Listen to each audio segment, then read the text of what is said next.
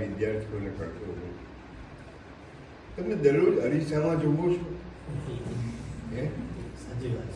અરીસામાં જોવો છો?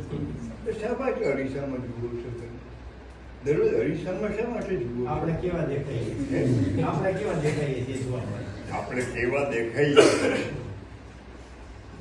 એ જોવા માટે રોજ જુઓ છો, અને એ ના એ જુઓ છો. અને થોડાક ફેરફારો થતા હોય છે જેની તમે નોંધ લેતા નથી.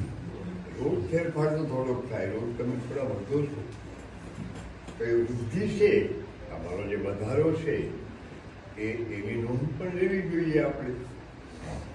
પણ આપણે શા માટે અરીસામાં જોઈએ છીએ? આપણી પ્રાચીન પરંપરામાં વિદ્યાર્થીઓને અરીસામાં કે પાણીમાં પોતાનું પ્રતિબિંબ જોવાની મનાઈ હતી.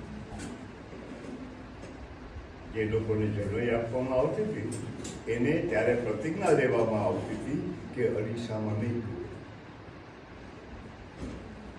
કેમ કે પોતાને જોતા જો થઈ જઈએ અને પોતાના પ્રેમમાં પડી જઈએ તો વિકાસ ન થાય.